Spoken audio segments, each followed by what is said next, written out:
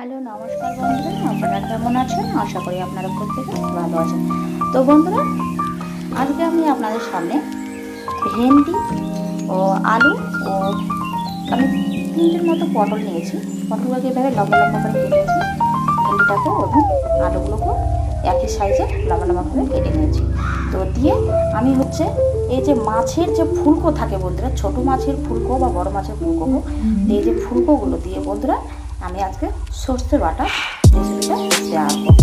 তো দেখুন বন্ধুরা, তার সাথে লাগছে সর্ষে বাটা। এখানে আদা জিরে আর আমরা পোস্ত আমি 3টা একসাথে মিক্স করে বেটে রেখেছি।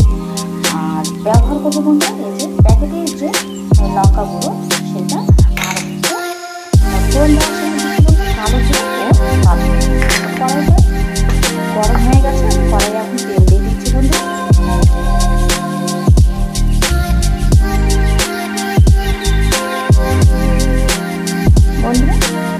এতে দিয়ে দিচ্ছি ফোড়নটা।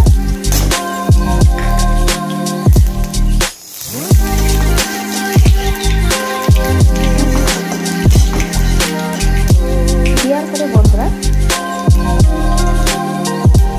এটা ফুলকোগুলো আমি একটু ভেজে নেব। দেওয়ার পরে দিচ্ছি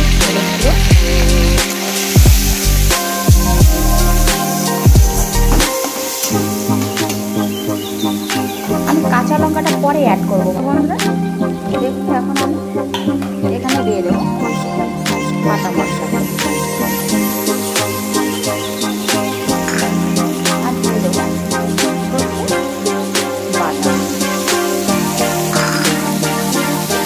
কাঁচা লঙ্কা দিয়ে দেবো,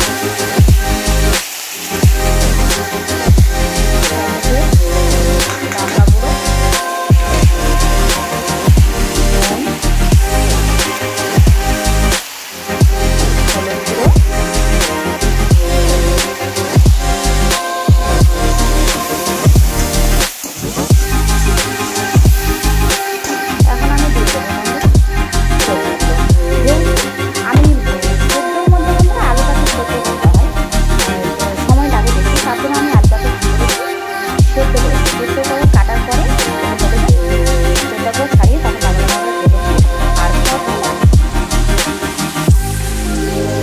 দেখুন বন্ধুরা এটা এখন আমি কড়াইয়ে দিয়ে দেবো।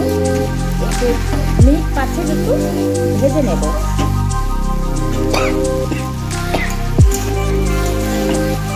দেখুন বন্ধুরা এই যে খুব সুন্দরভাবে আলুগুলো যেহেতু আগে সেদ্ধ করা ছিল, আলুগুলো দেখুন সেদ্ধ একদম গলে গেছে, দুধে ভাজা হয়ে গেছে, পটলও খুব সুন্দর হয়ে গেছে। তো এখন আমি এখানে দিয়ে দেবো বাটি ধোয়ার যে সর্ষে বাটা মশলার জলটা ছিল সেটা এখন আমি দিয়ে দেবো।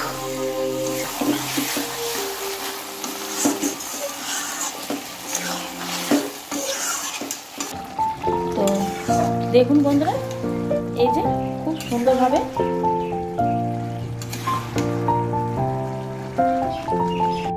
এই যে বন্ধুরা দেখুন এই যে ভেন্ডির যে সর্ষে বাটা সেটা আমার পুরো হয়ে গেছে কমপ্লিট।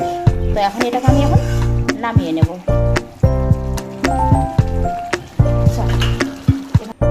দেখুন বন্ধুরা আজকে ভেন্ডি ও মাছের ফুলকা দিয়ে যে সর্ষে বাটাটা পুরো কমপ্লিট হয়ে গেছে। বন্ধুরা আপনারা বাড়িতে অবশ্যই এইটা রান্না করে খেয়ে দেখুন ও কমেন্টে জানাবেন। তো আমি আবারও আপনাদের সামনে নতুন নতুন ভিডিও নিয়ে আসা